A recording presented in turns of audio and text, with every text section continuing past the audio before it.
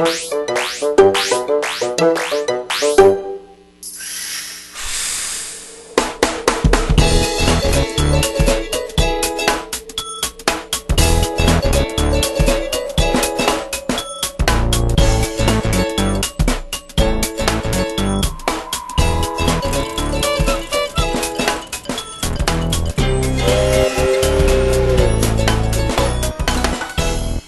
assunto que é comum em toda a cidade, seja ela média, grande e agora pequena, é o caos no trânsito, provocado pelo grande número de automóveis. Todos os dias, os carros aumentam e as ruas não suportam mais.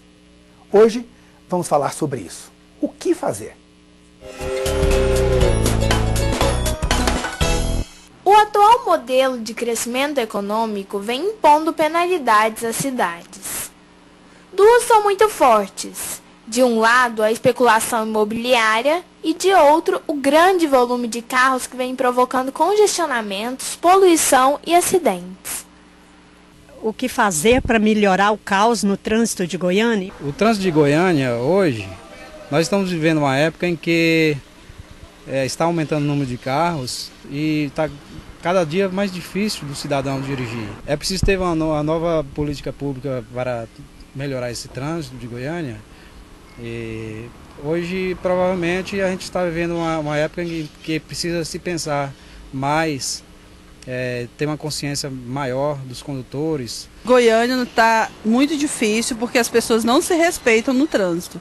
Tanto o condutor do veículo quanto os pedestres. Então, para melhorar, nós temos que nos respeitarmos. E também as vias, elas têm que ser melhoradas. Nós temos que ter mais corredores, mais pistas para os ciclistas e um respeito grande na faixa para os pedestres. Porque está impossível atravessar as ruas aqui em Goiânia. Trocar o pessoal que está no Detran, né? Quem toma conta dessa área de trânsito, né? Que são responsáveis por isso aí, que eles não olham isso aí, eles olham o dia a dia. Eles sabem o que tem que ser feito e não faz. Melhorar o transporte público para que as pessoas tenham uma consciência maior e quando for necessário, possivelmente e provavelmente vai haver a necessidade de um rodízio em Goiânia, as pessoas passarem a pegar os transportes coletivos também. O trânsito em Goiânia está um caos total. Eu acho que as políticas públicas tinham que ver mais essas condições sobre esse trânsito de Goiânia, principalmente o trânsito em Goiânia, né? Porque no horário de pico está muito difícil você sair pelos grandes centros, até mesmo pelos bairros nobres da capital. A questão de administração pública, porque o grande problema nosso hoje é o público que não funciona. E isso acarreta mais carros, mais veículos na rua e por causa disso esse caos nós estamos enfrentando. Eu acho que teria que investir muito mais em transporte coletivo, alternativo, em transporte público, VLT, metrô e algo semelhante a isso, para que pudesse melhorar um pouco. Em primeiro lugar, uma reengenharia de trânsito, porque o fluxo dos veículos, a demanda é muito alta e o trânsito realmente está caótico, necessitando urgente de uma reengenharia, uma redistribuição do fluxo do trânsito para as vias seminais de Goiânia. Olha, o trânsito de Goiânia hoje está tão complicado, é tanto carro, tanta gente, né, fazendo coisas erradas, e a gente também erra no trânsito, então por isso Goiânia está muito difícil de dirigir. Tem muito mais carro do que a gente imaginava que um dia poderia ter. Porque Goiânia está uma calamidade. Nossa dica de leitura de hoje é o livro A Exclusão Social e o Caos na Cidade, de Adir Ubaldo Reck, editado pela Universidade de Caxias do Sul. Vale a pena conferir. Não perca no próximo bloco a entrevista com Senivaldo Ramos, presidente da Agência Municipal de Trânsito, Transportes e Mobilidade, AMT.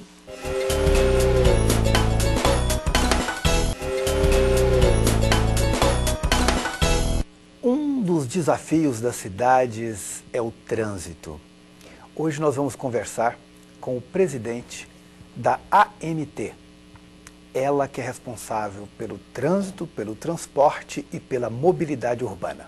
Boa noite, Senivaldo. Boa noite, Paulo. Boa noite, seus telespectadores. Senivaldo, qual a sua avaliação como presidente da AMT do trânsito na cidade?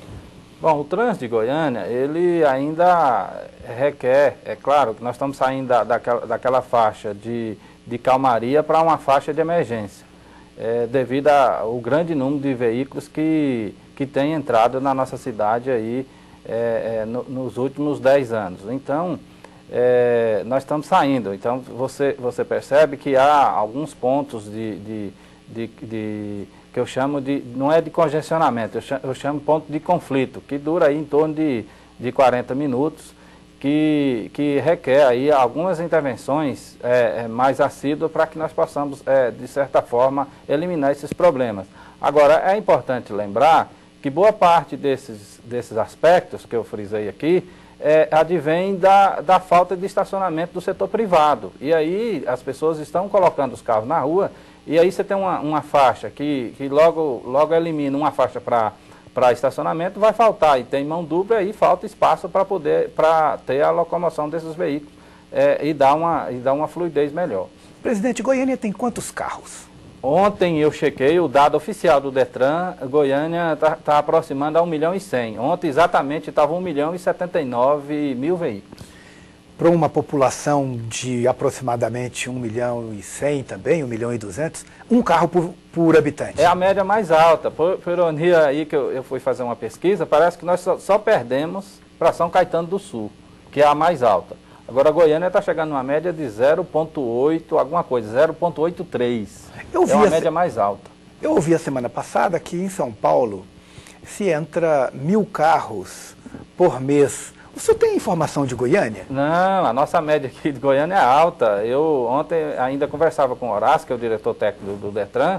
Nós estamos com a média de 2.500 veículos registrados só no município de Goiânia, sem contar que Aparecida, Senador Canedo, Trindade tem absolvido muito o registro de veículos nesses municípios, por causa da isenção fiscal que alguns municípios desses, que eu citei, priorizou o incentivo para chamar a arrecadação.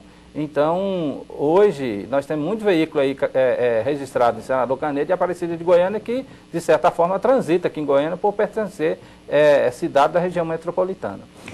Presidente, uma parte da população reclama que há muitos anos nós temos uma sinalização deficiente. O que a AMT vem fazendo para melhorar a sinalização?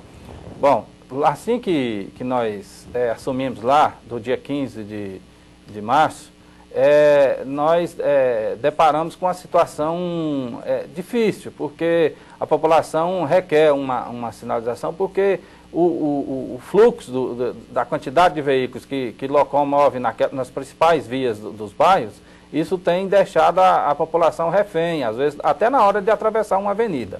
Então, nós temos feito um planejamento, de certa forma, de que nós vamos terceirizar a parte da sinalização viária, a parte horizontal e vertical. Nós vamos pegar como meta a região administrativa que foi pensada nas subprefeituras e está lá, no planejamento subdividida. Nós vamos colocar isso em forma de lote, para que algumas empresas tomem conta daquela região administrativa, para que nós possamos prestar um serviço de qualidade para a população de Goiânia. Qual a importância do corredor, seja preferencial, seja exclusivo, do transporte coletivo para a nossa cidade? Importante. Por mais que tenha alguns críticos que dizem que a gente inibiu o direito de ir e vir, mas isso é importante para uma cidade que tem desenvolvido igual Goiânia. Eu costumo dizer que Goiânia é a cidade da oportunidade, né? Uma cidade que não tem favela, é uma cidade que tem seus problemas, mas não chega a ser problema igual outras capitais aí do país. É uma cidade de oportunidade, então tem trazido muitas pessoas para cá, alguns que vêm para cá com comércio, com indústrias, e outros que vêm para cá para morar por causa da comodidade aqui. Aqui em Goiânia tem essa característica. Então, nós temos trabalhado nesse sentido. Senivaldo, um exemplo de como é possível fazer corredor exclusivo ou preferencial para o transporte coletivo foi o corredor universitário. Com o modelo do corredor universitário, como é? O trânsito ali melhorou, está fluindo melhor, o usuário do transporte coletivo está ganhando ou perdendo tempo ali depois daquela mudança? Nem só o usuário do transporte coletivo. Se você pega a velocidade, que era entre 9 a 11 km por hora, e você coloca entre 19 e em alguns casos até 25 por hora, tanto pelos usuários do transporte coletivo, como também já está registrado lá que os veículos, melhorou até a locomoção dos veículos, a velocidade, que em alguns casos já chega a 36 km por hora, então você vê que todo mundo ganhou, basta organizar, basta ter o respeito, que de certa forma a gente equaciona de uma forma que todos saiam beneficiados desse processo. Por isso que eu acho que os outros restantes dos 102 quilômetros que faltam de corredor preferencial, eu acho que é fundamental para o desenvolvimento da nossa cidade e da fluidez, tanto no transporte coletivo, como também as pessoas que ainda vão prosseguir utilizando o transporte individual, ou seja, que vão sair de casa com seus veículos. Essa palavra que o senhor disse, melhorar a fluidez. Os nossos semáforos, eles são sincronizados na cidade? Sim, infelizmente, Goiânia não apostou, até agora, nós estamos com um projeto para que nós possamos evidenciar isso.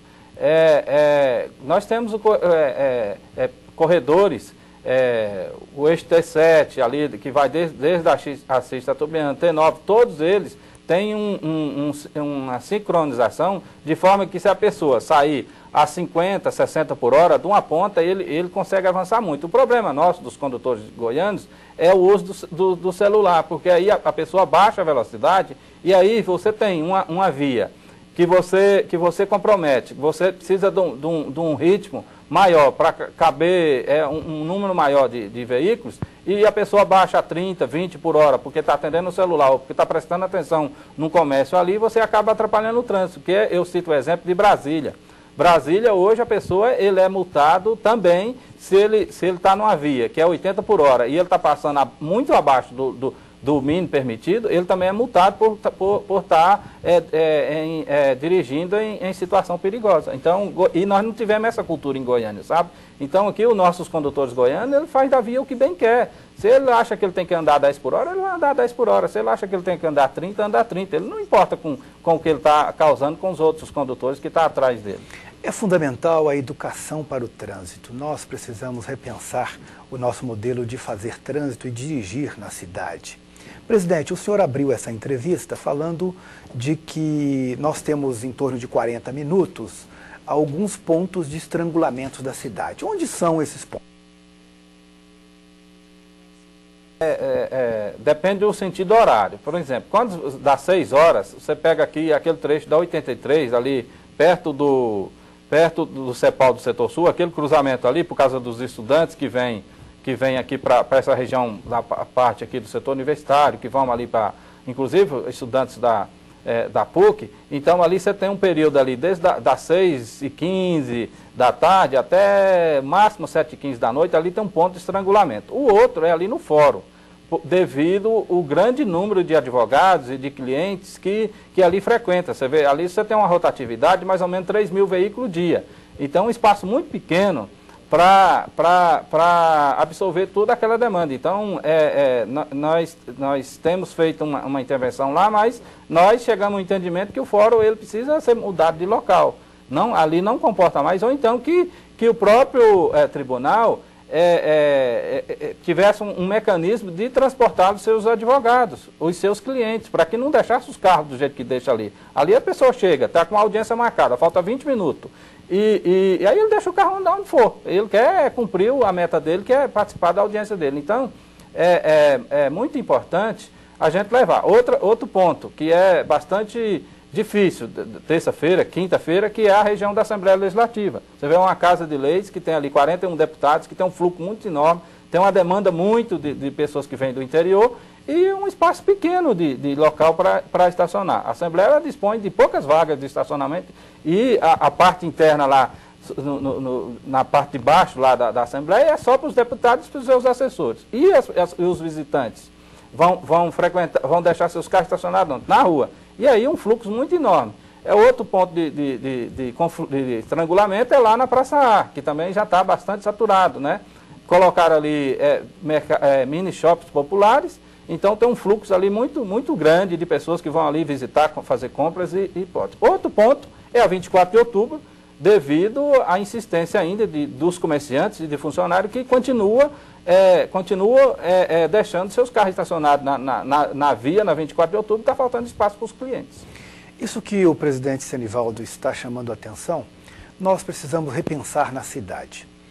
Porque, como dizia esta semana uma especialista de trânsito que veio a Goiânia, da MTP, a professora Valesca, ela dizia que para se resolver o problema do trânsito é um conjunto de medidas. E esse conjunto de medidas requer um plano. Nesse momento, nós já temos uma nova lei de mobilidade no Brasil. Senivaldo, presidente, Goiânia está pensando em fazer o seu plano municipal de mobilidade?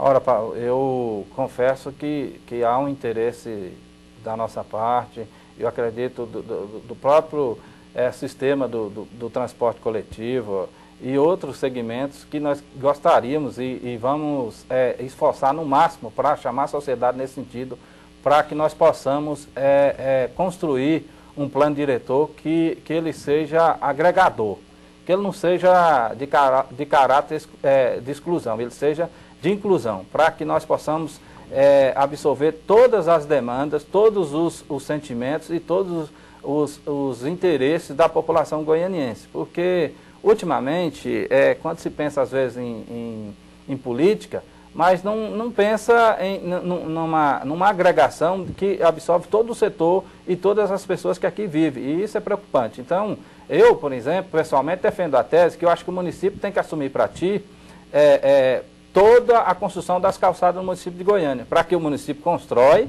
e isso planeje isso para que possa embutir isso no IPTU das pessoas. Eu sei que é uma tarefa difícil, eu vou ter resistência de muitos segmentos da sociedade, mas é um pensamento de forma de unificar, de forma que dê acessibilidade para aquelas pessoas que necessitam. Então eu vejo que é um tema e tanto que nós estaremos aí, longo aí de 1 ano e meio, 2 anos, fazendo esse debate para que possamos criar uma minuta de uma lei para que o prefeito possa encaminhar para a Câmara e fazer os seus ajustes e que Goiânia sai vitoriosa desse processo. Eu quero agradecer ao presidente da AMT, Senivaldo Ramos, e dizer que o desafio para uma cidade sustentável será fundamentalmente a integração entre as políticas públicas de mobilidade com as políticas de educação, porque só assim nós teremos uma cidade com uma melhor qualidade de vida.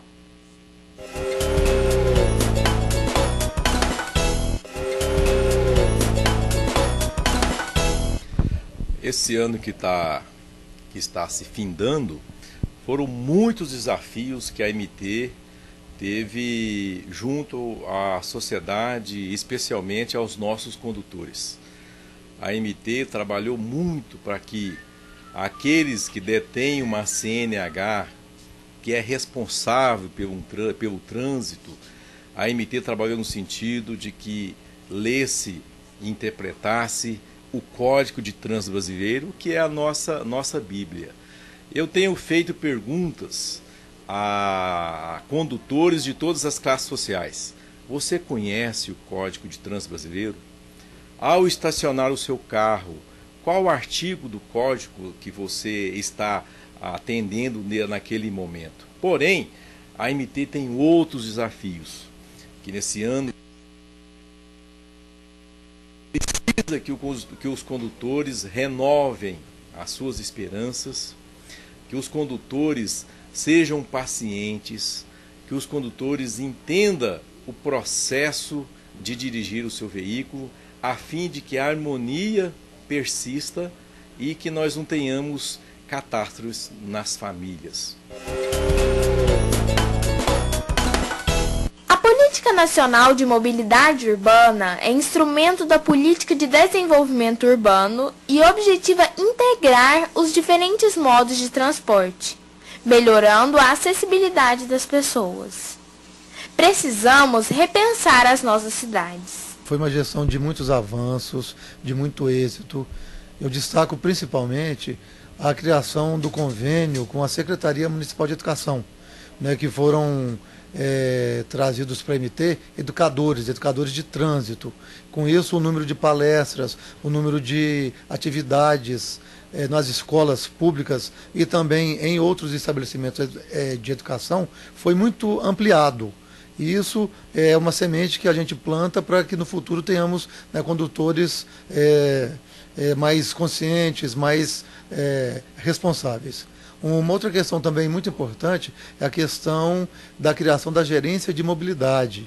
Foi dado uma atenção, foi dado assim um enfoque muito com muita atenção para a questão das pessoas com deficiência, né, para os idosos, né, com a criação de várias vagas de estacionamento para essas pessoas. E também o porvir, ele é muito promissor.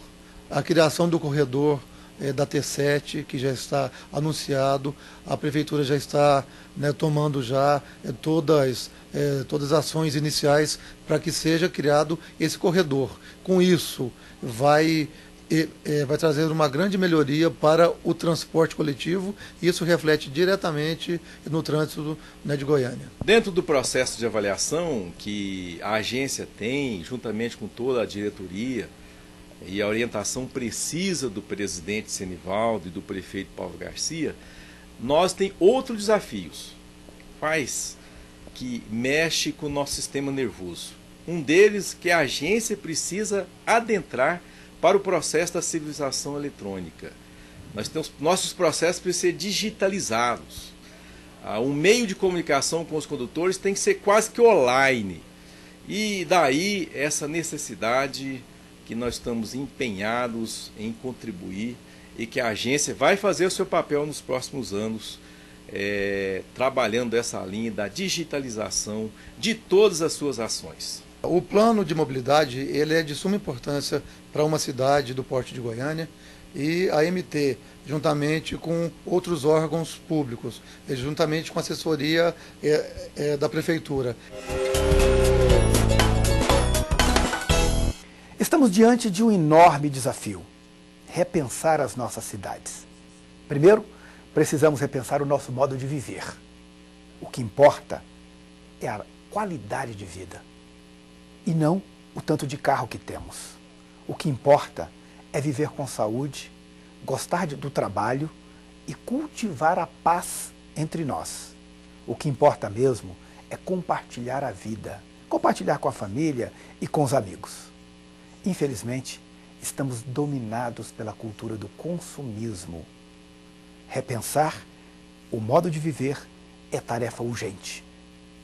Queremos agradecer todas as pessoas que ajudaram a construir o programa de hoje. E não se esqueçam, se queremos construir um mundo melhor amanhã, temos que começar agora.